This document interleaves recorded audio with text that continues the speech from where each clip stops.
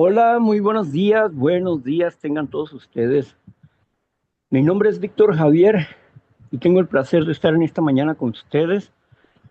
Bueno, porque el tema también está buenísimo, ¿no? Un Dios como tú lo concibes. Qué interesante. Y la base de nuestra discusión es nosotros los agnósticos, capítulo 4 del Libro Azul. Hoy tenemos con nosotros a Marla, que ha de estar coordinando los tiempos y las lecturas. Así que le damos bienvenida a Marla. Adelante, Marla. Muchas gracias, Víctor. Muy buenos días, compañeritas. Y bueno, antes de empezar con ese tema tan bonito, voy a leerles la reflexión de Neuróticos Anónimos del 10 de agosto, que dice así: Aprender a amar es el secreto. Todas las religiones han establecido que los hombres deben eliminar el egoísmo y aprender a amar para tener paz y armonía entre ellos. Esto es cierto. No existe otro camino. Es tiempo de que los hombres aprendamos esta valiosa lección que ha estado esperando por nosotros todo el tiempo. Esto lo encuentra en la etiología. El aprender a amar llega cuando verdaderamente nos llenamos de espiritualidad, cuando nosotros tratamos de dar amor en lugar de exigir que se nos ame. Recordar algunas frases como esta, que están contenidas en la literatura, me motiva a darles vida para tratar realmente de aprender a amar y hacer que desaparezca el egoísmo de mi alma. Si aprendemos a dar y a darnos a los demás en cuerpo y alma, estaremos amando. Pensemos en una de las frases que dijo Grover B. El amor es la cosa más fuerte en este mundo. Sin el amor, que es de carácter espiritual, de nada valen las cosas materiales. Mientras yo sirva con el alma y con buena voluntad y no exija nada a cambio, estoy aprendiendo la esencia de amor y ganando paz, felicidad y tranquilidad, pero sobre todo, lo más valioso que recibo es la estabilidad emocional de parte de mi Dios, el cual ahora sé me ama incondicionalmente. Ahí termina nuestra reflexión del día de hoy. Bueno, qué ironía esta reflexión, porque dice que las religiones han establecido que el amor es lo mejor para el ser humano, pero ellos no lo practican. Siempre están en pugnas, en pleitos, y por causa de la religión se han logrado guerras mundiales, y por causa de la religión existen graves problemas en el Medio Oriente. ¿Dónde está el amor de la religión? Donde solamente buscan su propio provecho los que están haciendo religión. Los inocentes son las personas, las gentes que ciegas siguen a estos grupos de personas.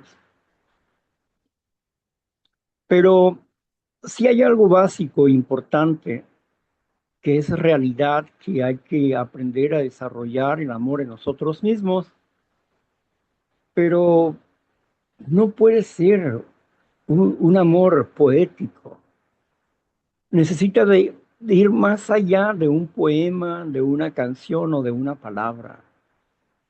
Tiene que haber acciones reales.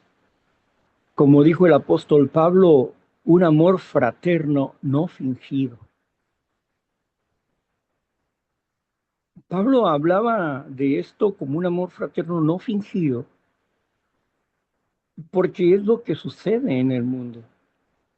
Cualquiera te da una sonrisa o te da un abrazo socialmente.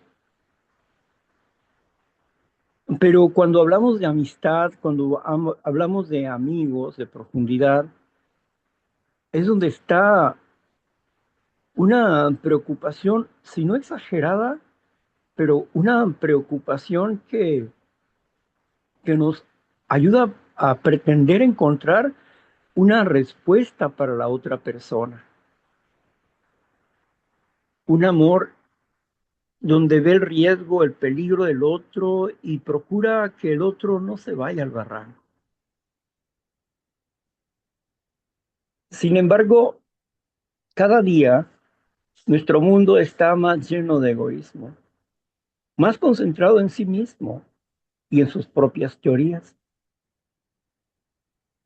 Aún dentro de los grupos que claman el amor como la facultad más importante del grupo y su unidad, falla en ese asunto.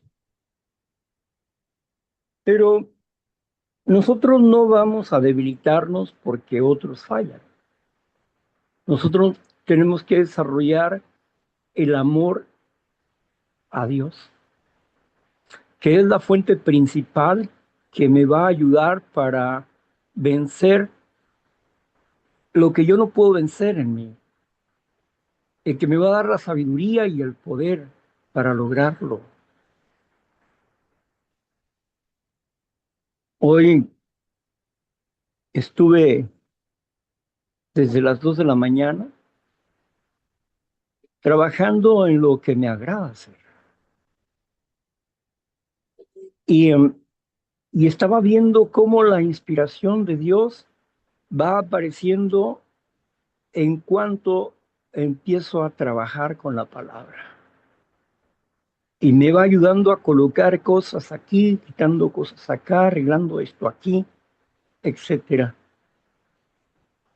para lograr temas que son extra largos y profundos, hacerlos sencillos, prácticos, comprensibles, a la luz de la palabra. Crear una meditación donde la Biblia hable, donde yo no tenga que hablar mucho, sino que la Biblia diga. Y eso, ese valor es precisamente lo que dice la etiología. Digo, perdón, no la etiología, no, la hermenéutica. En su regla primaria con respecto a la escritura, la Biblia no es de interpretación personal. Que, ay, me voy a adjudicar esto, me voy a poner aquello, me voy a poner lo otro. No, no. No es de interpretación personal. La Biblia se interpreta a través de su Santo Espíritu. Y su Espíritu nos ayuda a interpretarla a través del conocimiento de la palabra de Dios. Y nos va llevando de la mano y nos va inspirando. Dios es amor, sí, pero cuando vives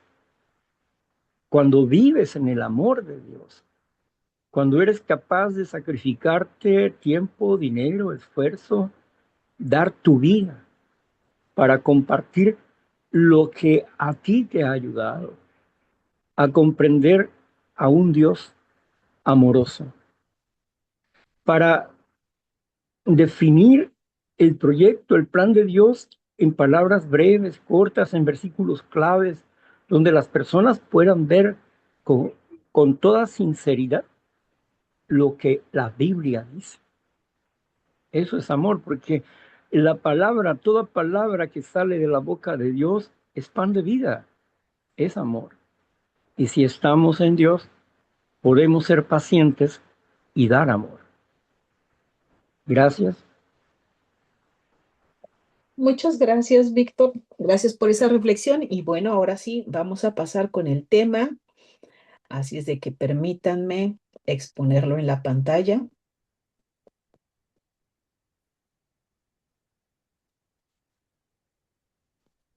Aquí está, nosotros los agnósticos,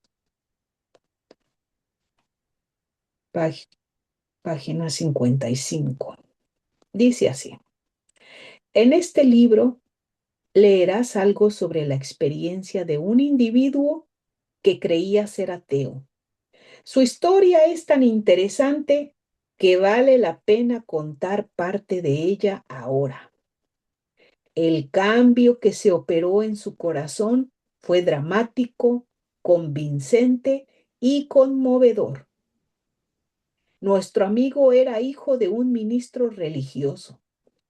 Asistió a una escuela de su iglesia en donde se rebeló contra lo que creía ser una dosis excesiva de educación religiosa. Durante los años siguientes, las dificultades y frustraciones lo persiguieron. Fracasos en los negocios, demencia, enfermedades graves, suicidio. Todas las calamidades ocurridas entre sus familiares cercanos lo amargaron y deprimieron. La desilusión de la posguerra, un alcoholismo cada vez más grave, el inminente colapso físico y mental lo llevaron al punto de la autodestrucción. Bueno, Víctor, no sé si quiera que termine la historia o ahí me detengo.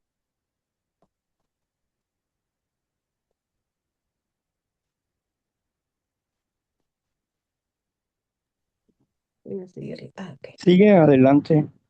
Bueno, una noche, estando confinado en un hospital, se le acercó un alcohólico que había tenido una experiencia espiritual. Sintiéndose harto de aquello, gritó amargamente: si es que hay un Dios, no ha hecho nada por mí. Pero más tarde, estando solo en su cuarto, se preguntó: ¿es posible que estén equivocadas todas las personas religiosas a quienes he conocido? Mientras estuvo tratando de contestarse, se sintió muy mal. Pero de pronto, como un rayo, le vino una idea que opacó todo lo demás. ¿Quién eres tú para decir que no hay Dios? Este individuo relata que se levantó precipitadamente de la cama para caer de rodillas. Al cabo de unos segundos, se sintió abrumado por la convicción de la presencia de Dios. Lo saturó la seguridad y majestuosidad de una marea creciente. Las barreras que había construido a través de los años fueron arrolladas. Estaba ante la presencia del poder infinito y del amor. Había pasado del puente a la orilla. Por primera vez vivía en una compañía consciente con su creador. Así fue colocada en su lugar la piedra angular de nuestro amigo. Ninguna vicisitud posterior la ha hecho tambalear. Su problema alcohólico fue eliminado. Esa misma noche, hace algunos años, el problema desapareció. Bueno, ahí sí me voy a detener, Víctor, si le parece bien.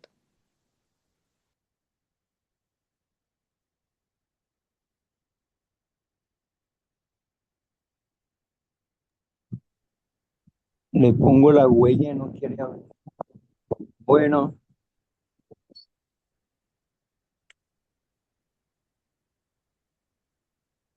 ser ateo es algo que pocos lo son. La comunidad ateísta es muy pequeña. En su manifestación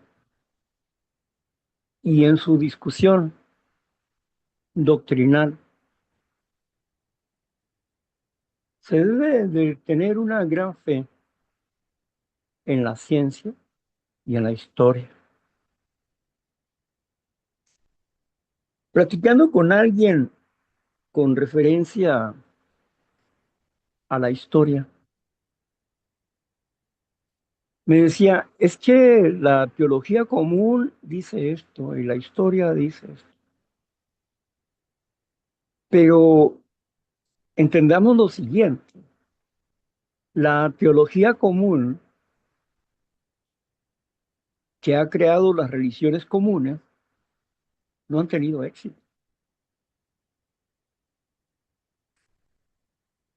Y sin embargo, la diferencia a un Dios que es fuera de lo común, que no es parte de la popularidad. Él dice que su manada es pequeña. No dice que son grandes multitudes, ni que va a ganar toda la tierra. No, dice su manada es pequeña. Y en cada época ha seleccionado a hombres y mujeres para trabajos específicos dentro del desarrollo de la humanidad. Siempre ha habido un representante de Dios. Aunque no fuesen grandes congregaciones. Yo creo que la más grande congregación fue la congregación del desierto con las 12 tribus de Israel, donde el hombre demostró su incapacidad para relacionarse con Dios. Y solamente algunos escogidos de las tribus, es decir, 12,000 de cada tribu,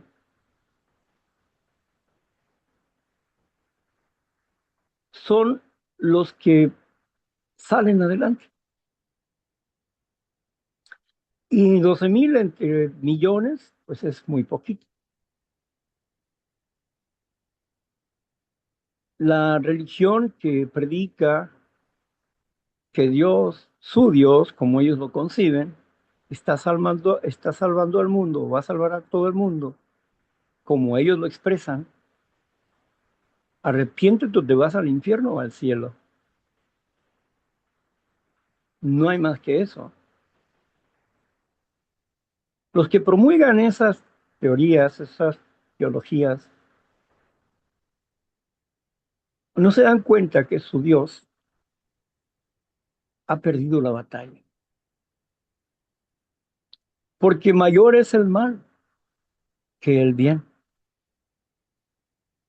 Y el Dios que sale fuera de lo común, el que fluye de la pureza escritural, él dice claramente que en los últimos tiempos la mayoría practicará la maldad y que la mayoría no va a tener amor. Tendrán comezón de oír y andarán de un lado para otro, pero no vivirán la sana doctrina. No se van a sujetar a ella.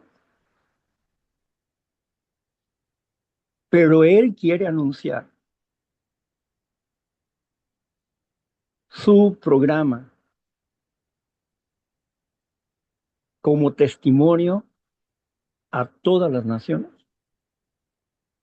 de que siempre hubo una manada pequeña separada de la multitud para defender el amor y la tierra y la naturaleza. Porque sin la sal del mundo, este mundo no se sostiene. Por causa de estos elegidos es que el mundo se sostiene.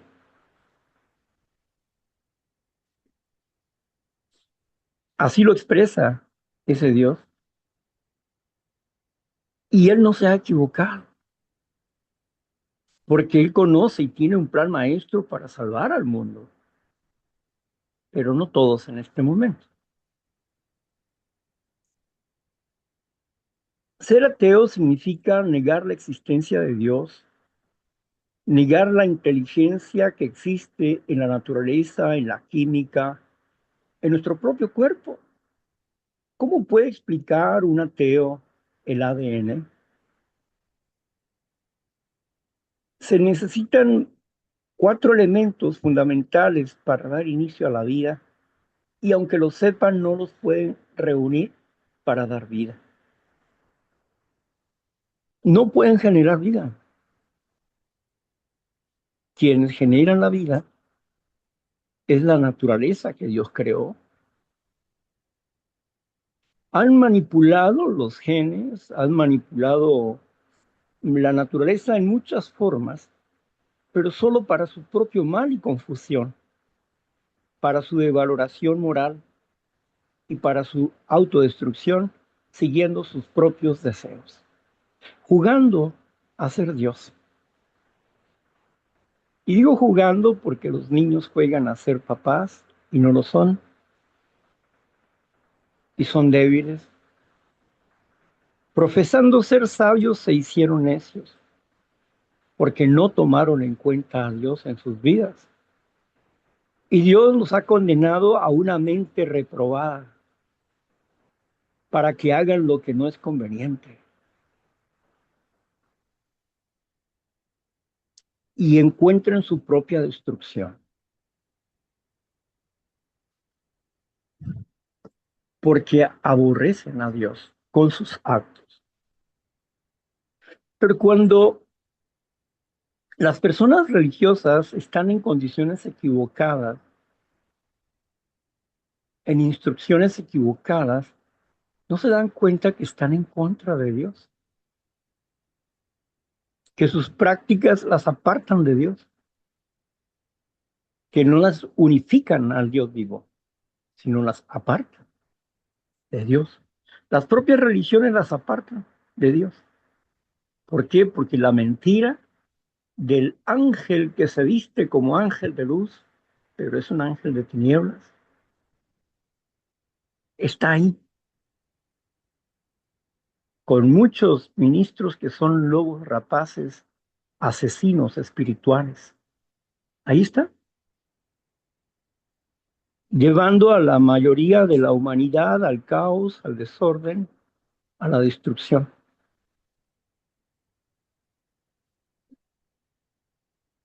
Pero entender que en medio de todo este desorden necesitamos encontrarnos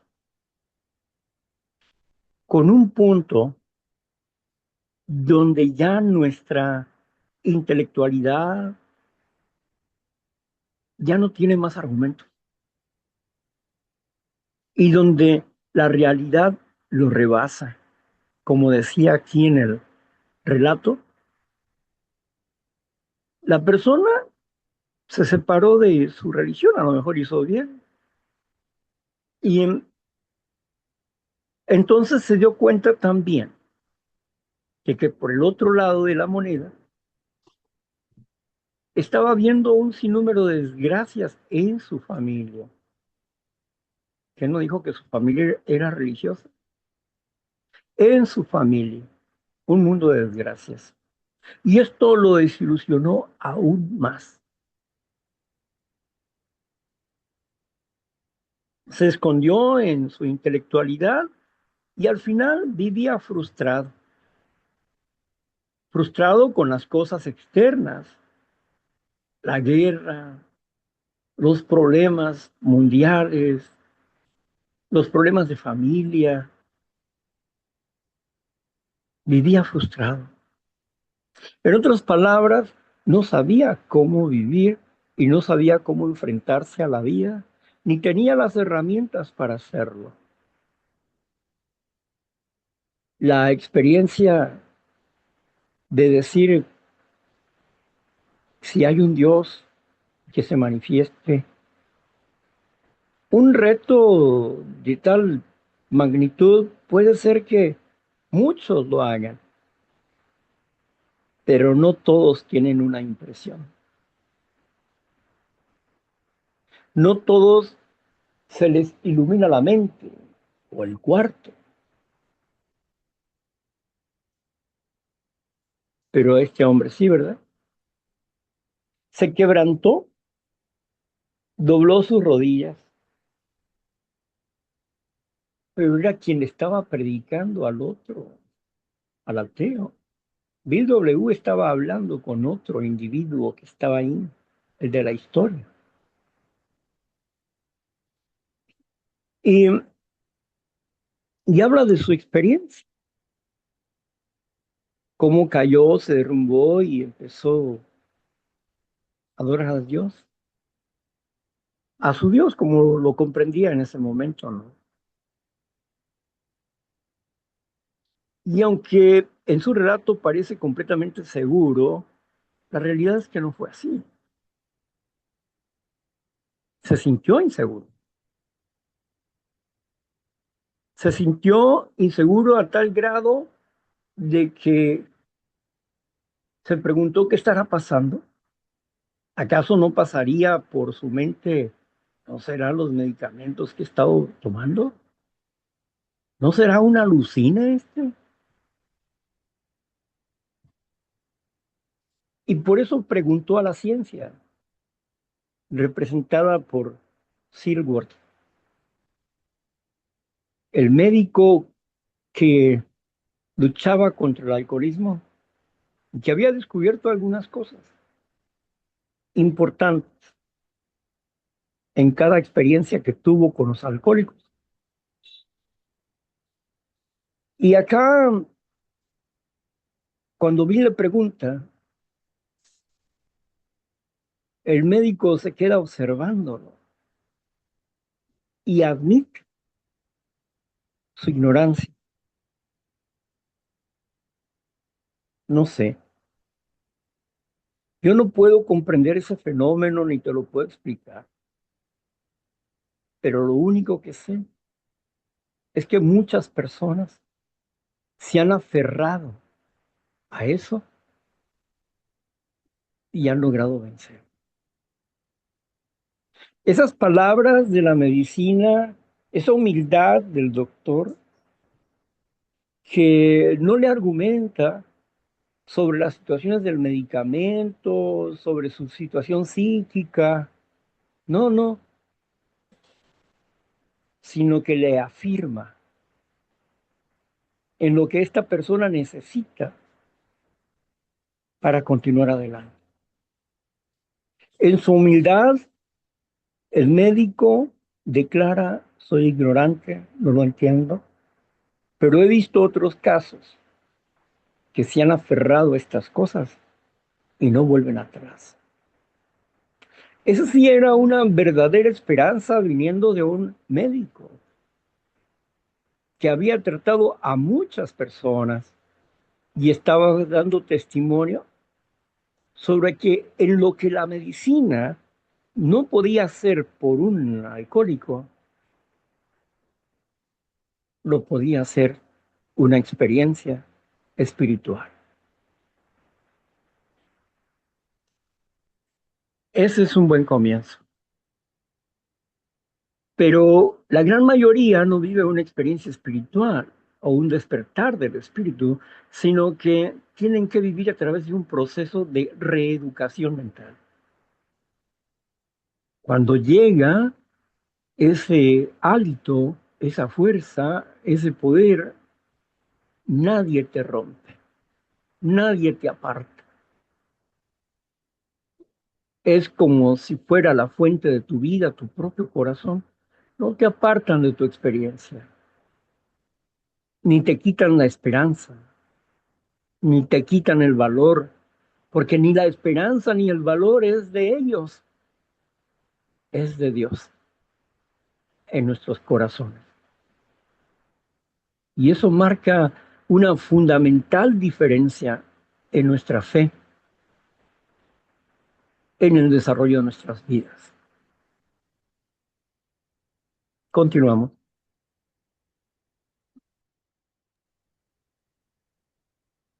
Dice así, esa misma noche, hace años, el problema desapareció, salvo algunos breves momentos de tentación. El pensamiento de beber nunca ha vuelto a su mente. Y en esos momentos de tentación ha sentido una gran repulsión. Es aparente que no podría beber ni aún queriendo hacerlo. Dios le ha devuelto la cordura. ¿Qué es esto sino un milagro de recuperación? Sin embargo, sus elementos son sencillos. Las circunstancias hicieron que estuviera dispuesto a creer. Humildemente se ofreció a su hacedor, entonces supo. De igual manera, Dios nos ha devuelto el sano juicio. Para este individuo, la revelación fue súbita. A algunos de nosotros nos llega más lentamente, pero Él ha llegado a todos los que lo han buscado sinceramente. Cuando nosotros nos acercamos a Él, Él se nos reveló. Ahí termina la lectura.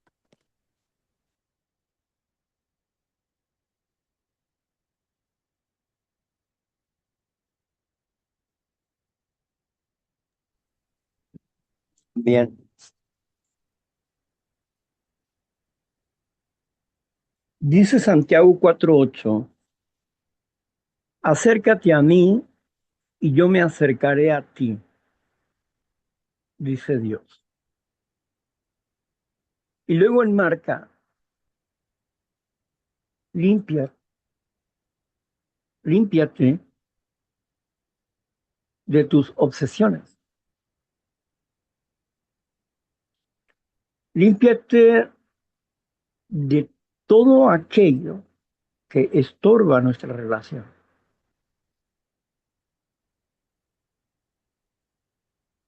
Y yo te voy a recibir. Dios pone condiciones para que lo encontremos, pero debemos de limpiar nuestras vidas y mantenernos limpios.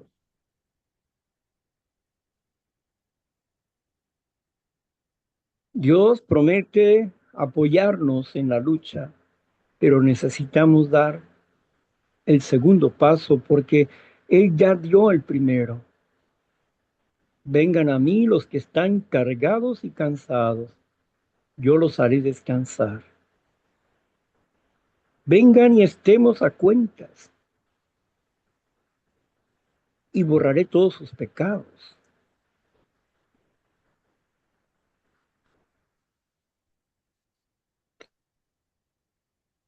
Límpiense de toda maldad, de todo vínculo con el mal, y yo me acercaré a usted.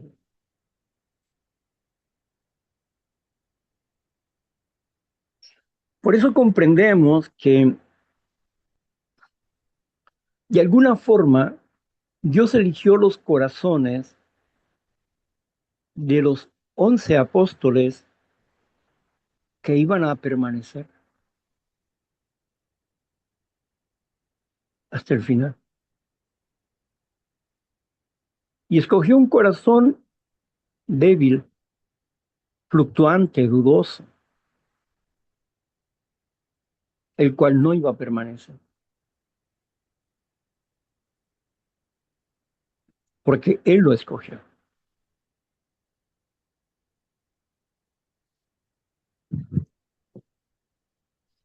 Cuando alguien quiere acercarse a Dios y en medio de su ignorancia, quiere solamente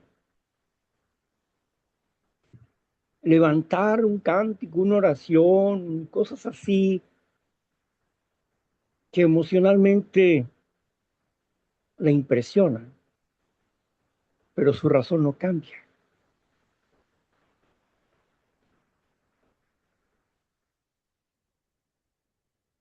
Cuando Dios habla de limpiarnos, nos dice la forma como el apóstol Pablo nos habla. Primero, acepten su impotencia. Yo no puedo contra esto. ¿Quién me va a librar de este lazo de muerte?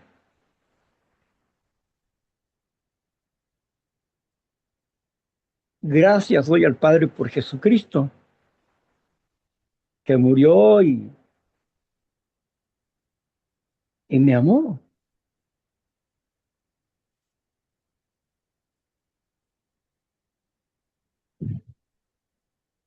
Reconocer a Dios. y enfrentarse a uno mismo para desarrollar la abstinencia de las cosas que nos hacen daño, que nos destruyen, que no construyen,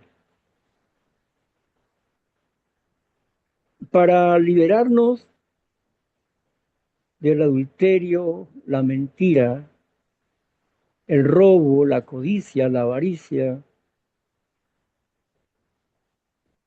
la infidelidad a Dios, la infidelidad a los amigos, a los negocios.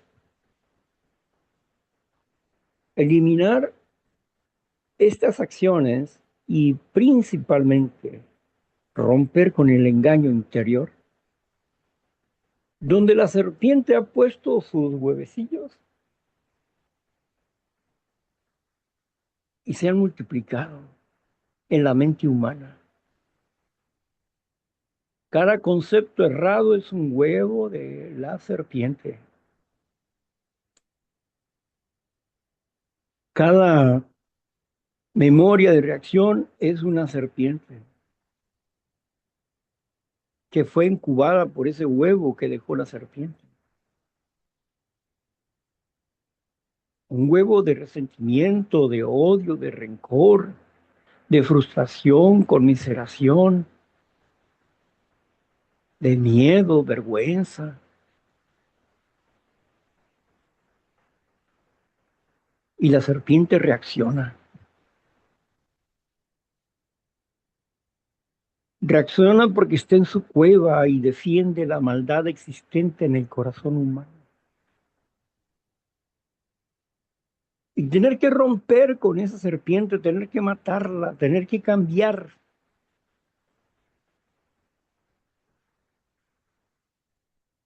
por algo más noble, la paloma de la paz, la paloma del espíritu. En el inter, la persona se pierde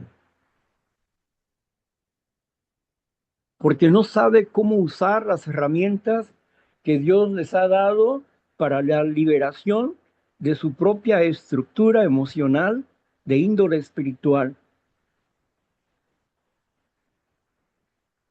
Y sufren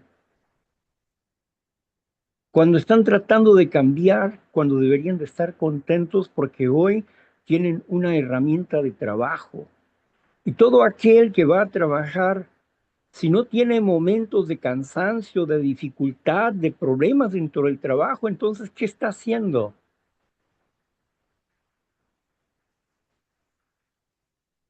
Queremos un camino plano, llano, donde no haya tormentas, donde no haya desiertos, donde no haya hambre, donde no haya sed, donde no haya cansancio, donde no haya dolor, no haya enfermedad. Qué bonito, ¿no? Pero las cosas no son así. En el proceso tenemos que ir rompiendo con esquemas antiguos y nuevos que quieren apoderarse de nosotros.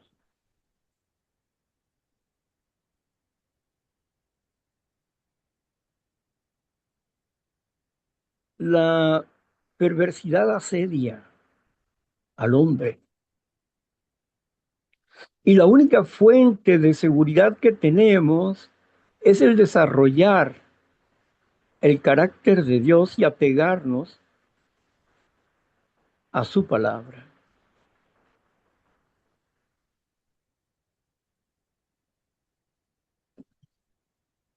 Conocemos el proceso.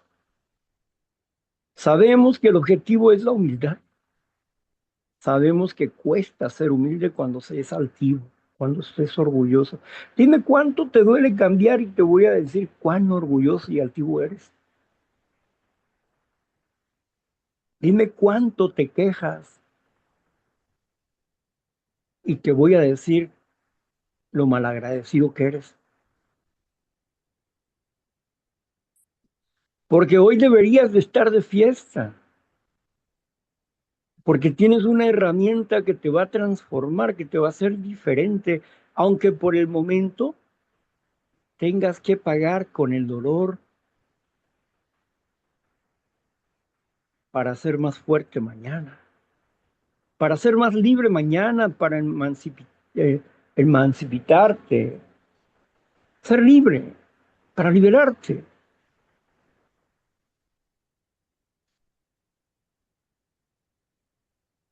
Siempre vemos algunas películas donde las personas siempre están luchando contra el mal,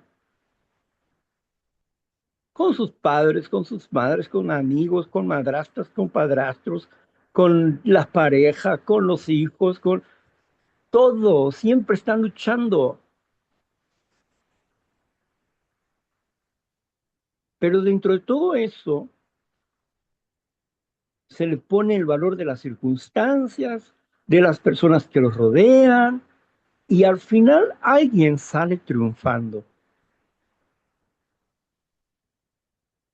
De todo ese marasmo de dolor y sufrimiento y desamor, y aparece lo que se cree como amor. ¿Se acabó? No, ahí empezó. Porque las dificultades no van a desaparecer de la vida, ni el acoso del enemigo va a desaparecer de la vida. Si anda como león rugiente, viendo a quién devorar, a quién destruir.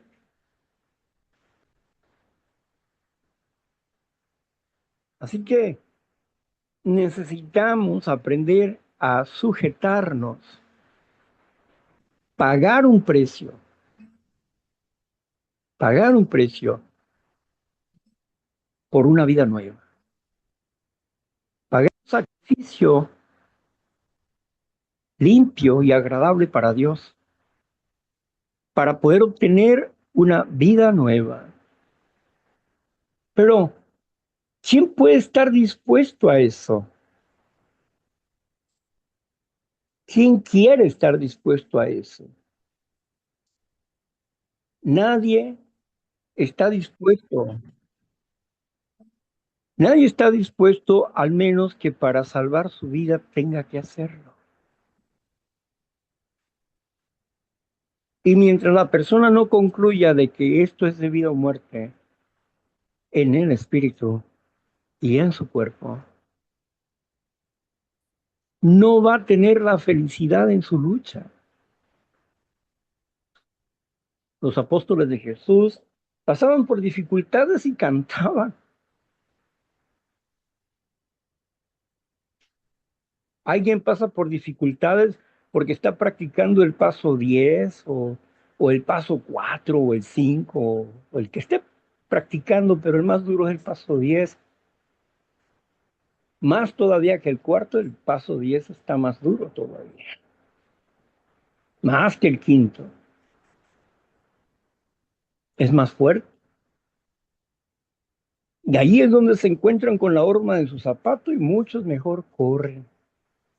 Y muchos que anhelan la recuperación no le entran a ese gimnasio espiritual porque es doloroso.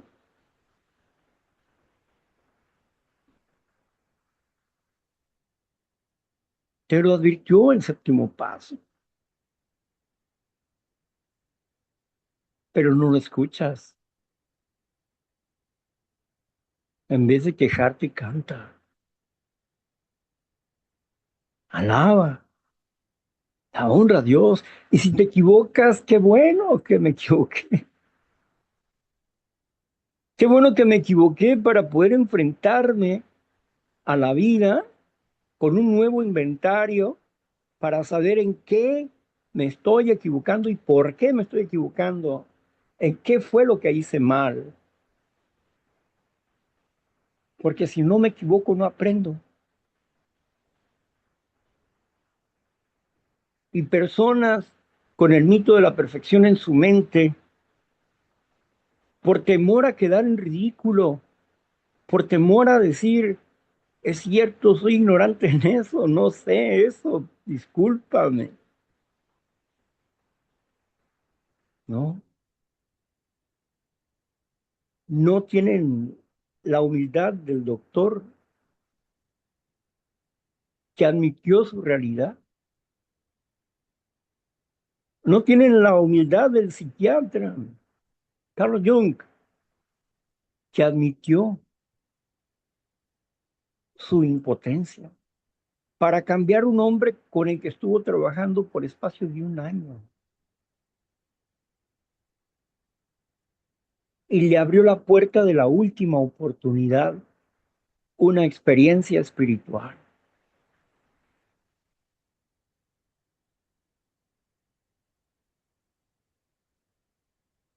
Somos demasiado hipersensibles. Estamos impuestos a un mundo que todo lo quiere hacer fácil. Ahí está el microondas. Vamos a comprar comida. Vamos a calentar esto. Todo rápido, todo fácil.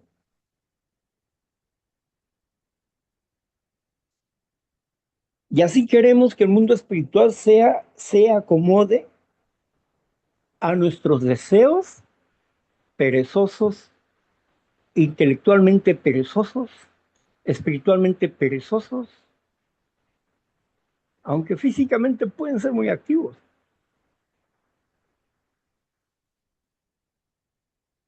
Y luego desean la recuperación, desean encontrar a Dios y tener un pacto con Dios, pero lo quieren de ya.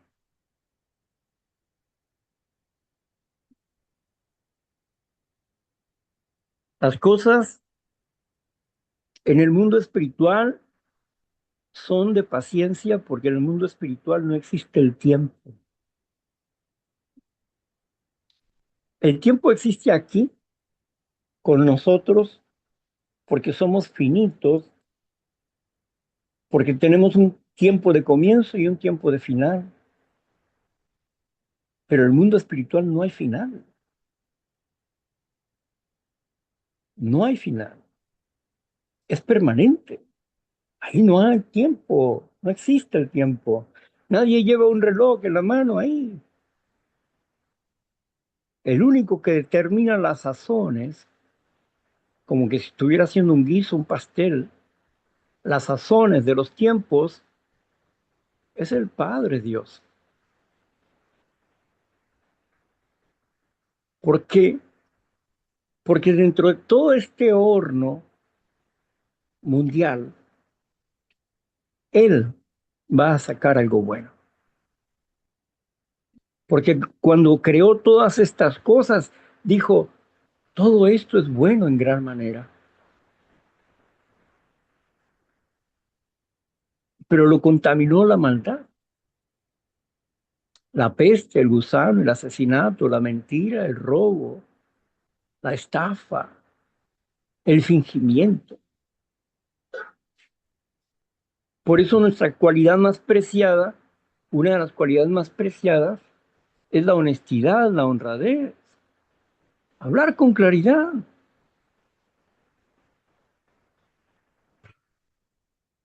y sin andar especulando ni psicoanalizando a nadie. No es que quiso decir esto. Ah, y ahora tú lees a las personas. Que diga lo que quiera decir.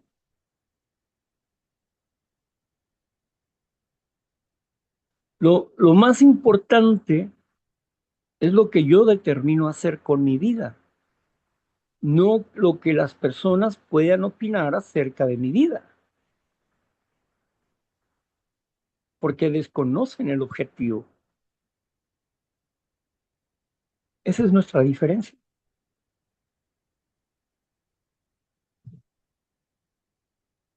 Un Dios como tú lo concibes es un Dios sencillo y práctico y claro,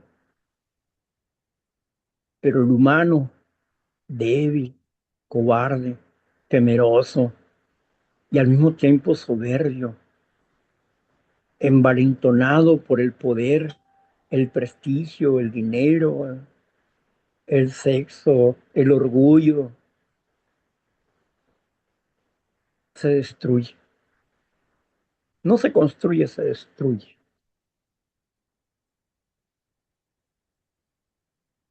Pero tenemos que aprender a andar por rutas espirituales. Si queremos verdaderamente encontrarnos con un Dios amoroso, que nos dé la fortaleza, el valor, la esperanza, la sabiduría, el gozo, la paz que necesitamos para la vida. En medio de estas tinieblas en las que el mundo está.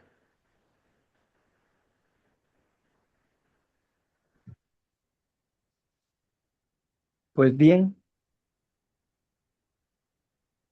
alguien decía, es que la historia dice, y decía, no, yo no me guío por la historia del mundo, me guío por la historia de la escritura. Y en el análisis de los versículos podemos sacar una cronología y podemos definir muchas cosas con la historia bíblica, que es más certera que la historia humana. Porque jamás la profecía llegó por el pensamiento humano,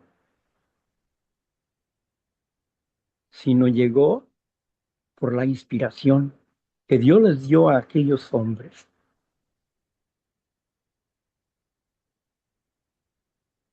Dios llamó secretarios para que escribieran cartas y dejaran un pacto para todo aquel que quisiera pactar con Dios y encontrarse con Dios. Y Él dice claramente, pruébame, búscame y pruébame. Y si tú me buscas, yo te voy a premiar. Y si tú me pruebas, te vas a convencer. Porque ¿quién eres tú que dices que no existe Dios? Podrás profetizar hoy algo que vaya a pasar dentro de 100 años y hacer que se cumpla.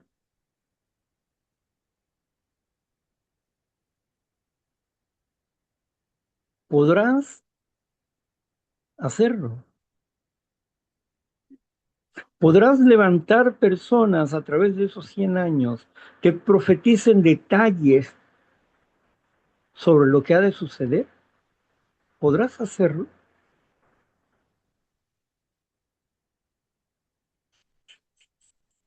No pueden hacerlo.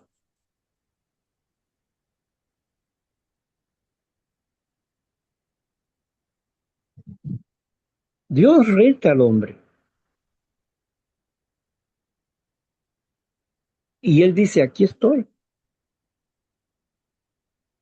pruébame en esto.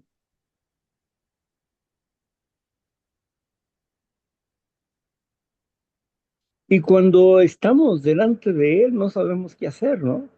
A mí me parece un poco ridículo y al mismo tiempo me da gracia que aparece un ángel con Gedeón, donde él está renegando de Dios, del pueblo, y por qué los enemigos van a venir a robar el trigo que hemos sembrado nosotros. Y él está tratando de rescatar lo que puede cuando de pronto se encuentra con un hombre, un ángel, y le mira y le dice, ¿y tú quién eres? ¿Eres de los nuestros o eres de los otros?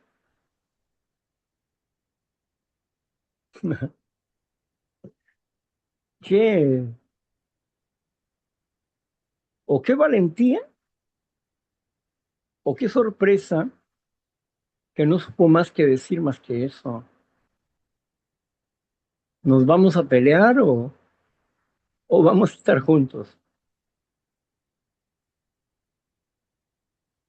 ¿No? Te vengo a decir que tú vas a liberar a tu pueblo. Tú el que estás renegando ahí, vas a liberar a tu pueblo. Yo, ¿cómo? ¿Por qué? No, soy solo. Dios se apareció a Gedeón cuando él estaba renegando. Y al final Gedeón aceptó, pero antes pidió pruebas y se le concedieron las pruebas que pidió Gedeón. Él nunca estuvo 100% confiado, pero se mantuvo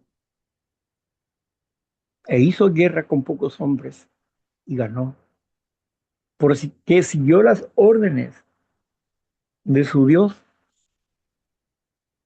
Salió con 10,000 hombres y llegó con 300 hombres para un ejército que era 10 veces más grande que ellos y los vencieron. Con una estrategia de Dios los venció.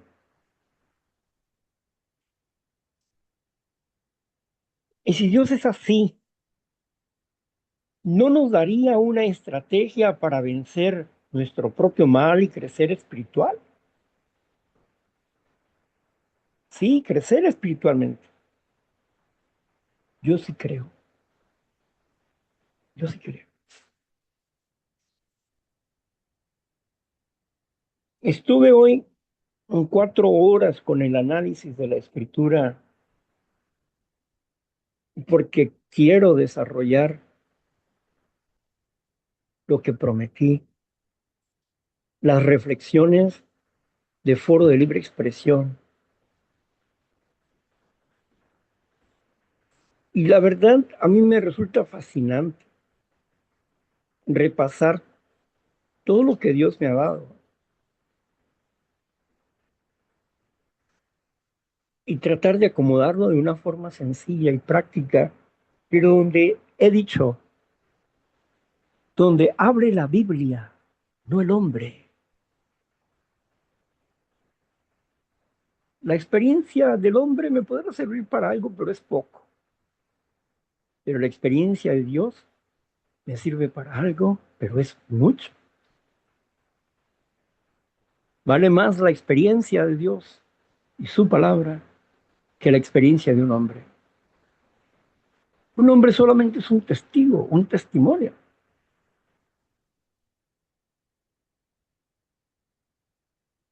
pero Dios es la fuente de toda fortaleza, poder, gloria y honra, pero hay que comprenderlo, cómo cómo Él es y cómo es su misericordia. Y se contrapone contra lo que tú conoces comúnmente. Y ahí empieza la lucha.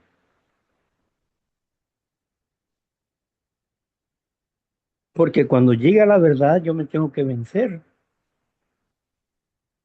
Yo no voy a pelear contra la verdad. Tengo que derrotarme con la verdad, ya sea de mi realidad o una verdad de Dios. Algo que tengo que hacer y no quiero hacer, o no me gustaría hacer, pero tengo que hacerlo. ¿Por qué? Porque ya Dios me dijo que ese camino es el que tengo que tomar si quiero liberarme. Y aunque no me guste y aunque me duela, trabajaré por la esperanza de ser libre y de vivir en su verdad.